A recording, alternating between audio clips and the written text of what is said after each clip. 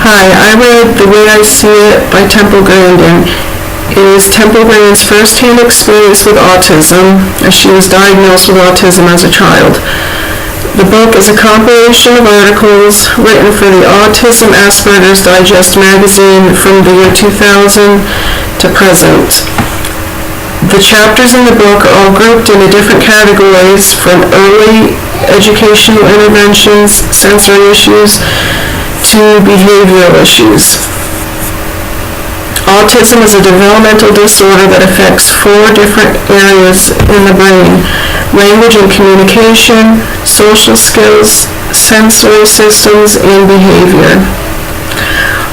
Autism is a spectrum disorder because no two people manifest the same characteristics in the same degree of severity.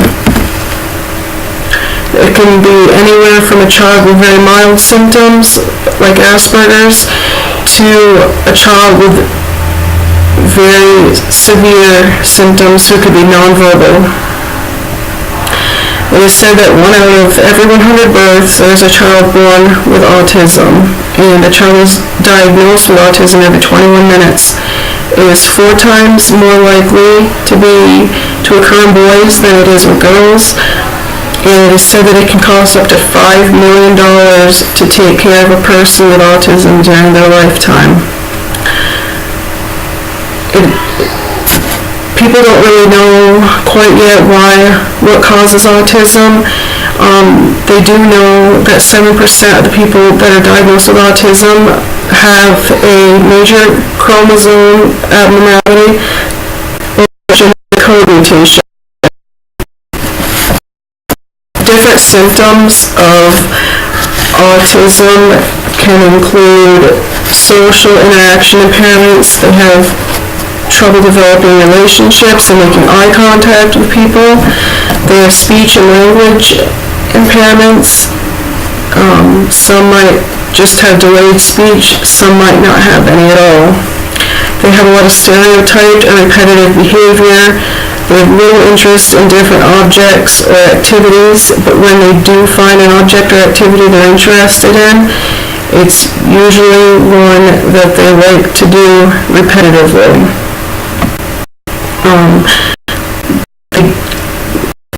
They thrive in routine. Lots of times the child can have repetitive movements or rocking and hand flapping.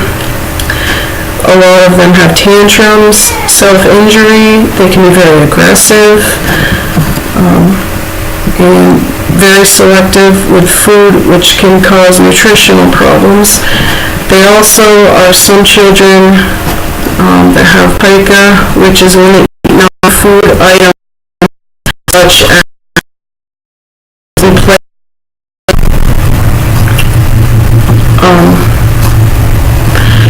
All these symptoms that I've mentioned are atypical behaviors. Autism, in terms of the ecological perspective through the Bronfenbrenner model, is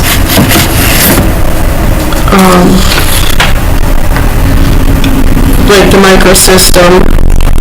It has the school is usually involved daily with a child who has autism, a school-age child.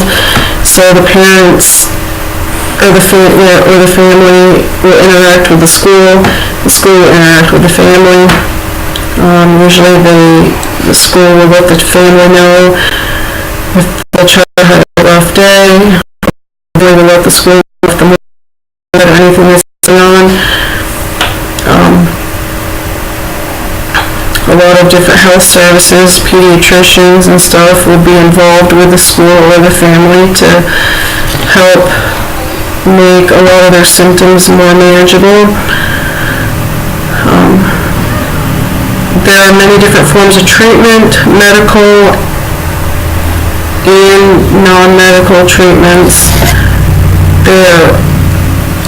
Temple recommends using non-medicated treatments first, like an early educational intervention, which she had as a child. She had, which worked very well. They're successful today. There's 3 hours a week of speech therapy, 8 hours a week of a highly structured preschool, and 20 hours a week with a lot of the parent. A lot of that time can be used repeating the same games and playing games that require taking turns, activities and free play involving lessons on being with others, but any sort of engagement and making eye contact is good. She said the worst thing to do is to do nothing. There's also special diets take part in. She had a gluten-free diet with multivitamins and omega-3s. They've all been shown to help. And then there are the medicated treatments. There are antidepressants, which can help control depression and anxiety. She is said to try one drug at a time. That way you know which one works and which one doesn't. There are atypicals, which are Resveratrol. It helps control aggression. But she said to try behavioral interventions at first because they have bad side effects. There are stimulants that times goes hand in hand with autism. There are fewer side effects, but has been shown to not be good for children with speech delays. There are also blood pressure medications and benzodiazepines like Xanax, which all can have a calming effect and help the child fall asleep. So lots of children with autism have problems with sleep too.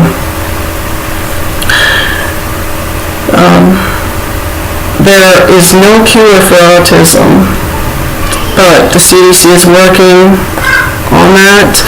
But with these different forms of different types of treatments, interventions, a child with autism can live a semi-normal life. A lot of their symptoms can become manageable into adulthood, and they could learn to live a very productive life, just like Temple did. Thank you.